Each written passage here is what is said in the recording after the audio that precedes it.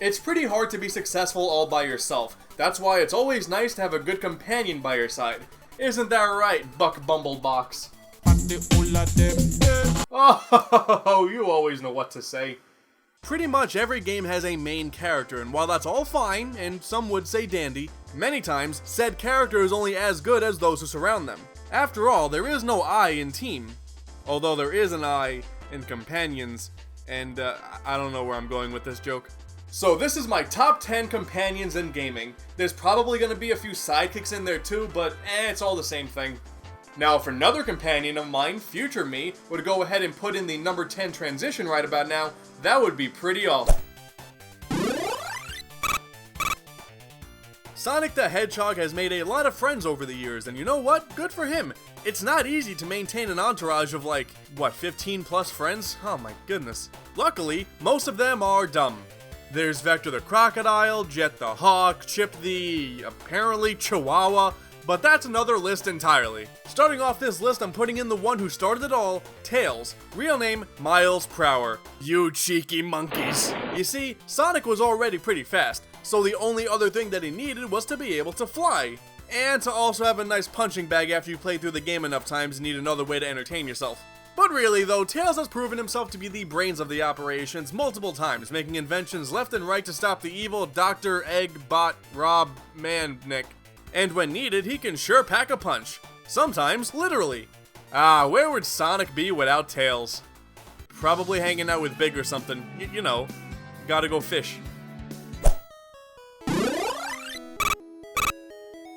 Pocket Monster! Nowadays, I can't help but find the premise of this series to be pretty crazy. But hot damn if it wasn't pure magic when I was a kid. You leave your house and you immediately get told that tall grass is possibly the scariest thing that you could ever encounter, and then you get a choice between 3 starter Pokemon. 1 fire, 1 grass, 1 water.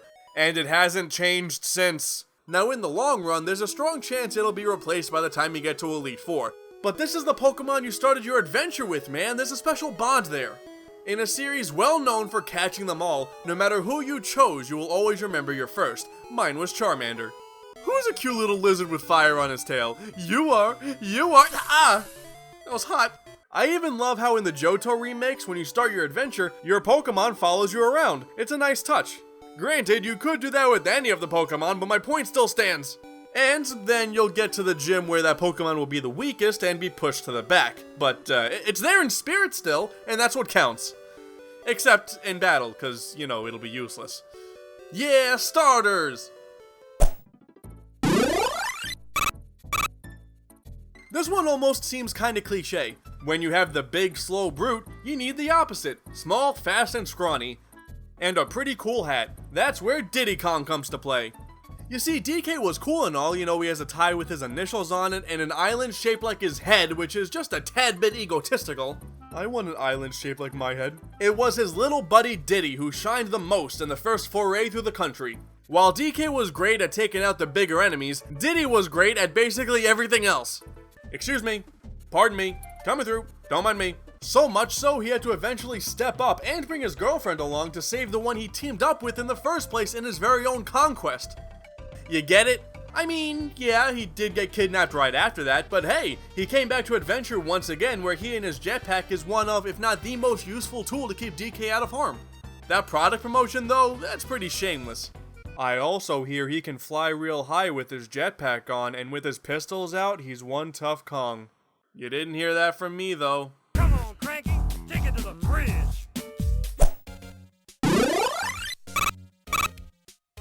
Okay, I think I have everything I need to take care of myself when the zombies attack. I have my water, in case I get dehydrated, of course. I have my big old giant knife. If I get close to one of them, I can just, I can just do that. And it's not a Clementine, but it's close enough.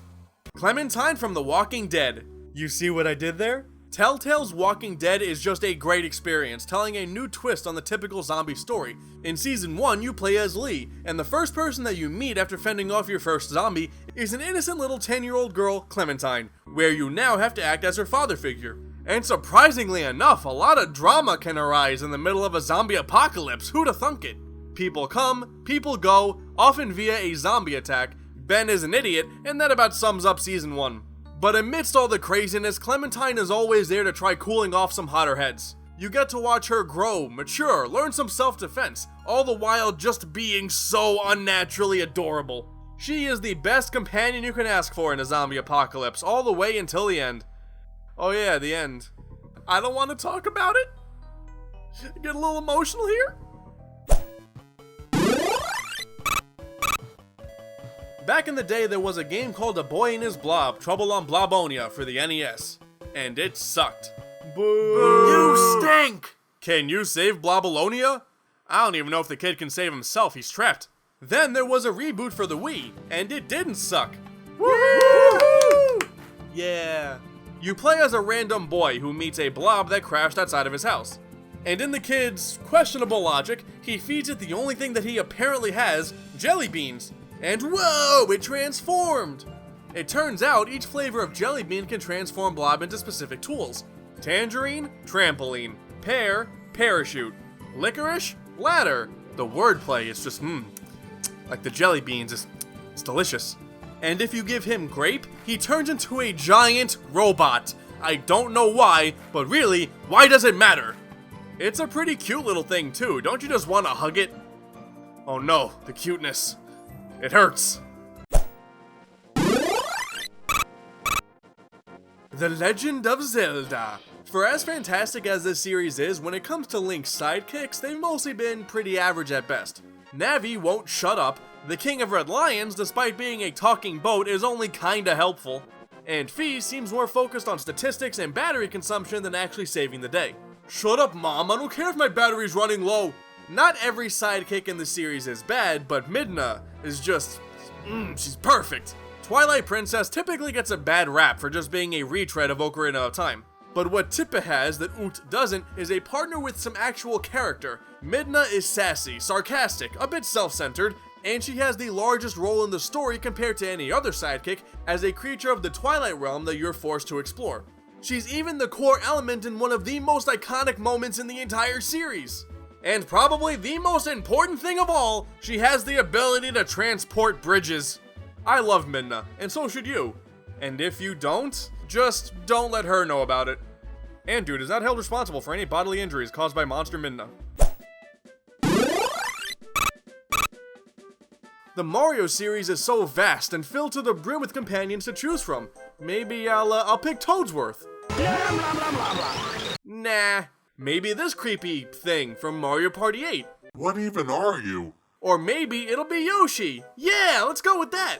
Who doesn't love this adorable little dino? He debuted in Super Mario World as the core new power-up, and aside from occasionally being used as a sacrifice, Yoshi, I'm sorry it had to be this way, he was incredibly useful. Sometimes growing wings, or even shooting fireballs. And heck, if it wasn't for Yoshi, Luigi would potentially be brothers with Bowser, which is slightly terrifying, but admittedly, kind of intriguing. Besides, we already know that Luigi is pure evil. Yoshi's been a babysitter, been to space, saved his friends via match 3 puzzles, became possibly the cutest thing to grace the civilized world, and he made his 3D platformer debut in Super Mario Sunshine. That's a pretty normal reaction to eating fruit, I would think.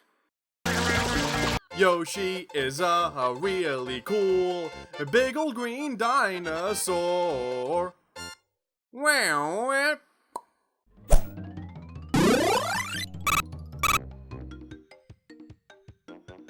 No, not again. Not again! Not too long ago, I made videos on Jak and Daxter, and you guys really enjoyed them. Mostly. This review is terrible. Here is why. Uh-oh. Jak and Daxter is a really fun, sorta platformer trilogy. It starts off all nice and colorful, but things quickly take a gloomier turn and the series never looked back. And while Jak is the chosen one, destined to save the day and conquer any evil that stands in his dark and gloomy path, Daxter, on the other hand, is mainly there to cause mayhem, be a wise guy, and just ask for some pants. Some would probably say that he talks too much, but hey, so do I. You do play as him a few times, and heck, he even has his own game. But it's nice to see, in the face of this beast of a creature, Daxter is always there for some lighthearted fun. Everyone wants a piece of me. Lucky for you, there's plenty to go around. Oh, Daxter, you're such a lovable orange jerk.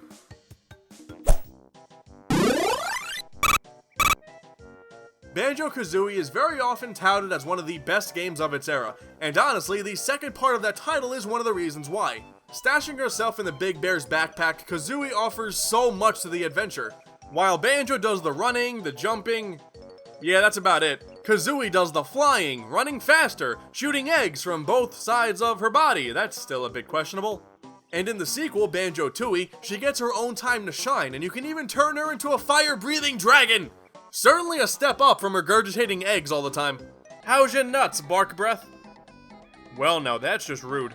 These were games I could never skip the dialogue for because Kazooie was always great to listen to. And then they went ahead and ruined it with nuts and bolts, but admittedly, they also ruined everything else. The duo just worked so well back in the day, I guess you could say a partnership so strong was pretty rare. Right? Am I right? Guys, come back. And finally, coming in at number 1, Journey. Now I know what most of you are probably saying right now. What?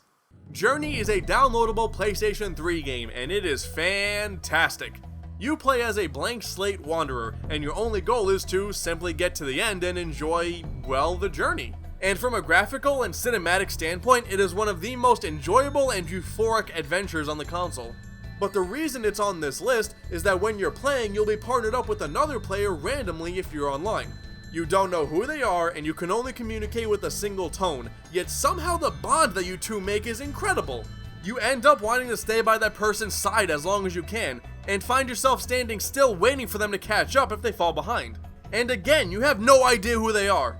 I even had one partner draw a heart in the sand at the end of the game. I think that means we're now in love. I know it's kinda weird to put this at number 1 since I'm not talking about an actual character, but Journey is what it is because of the companion mechanic.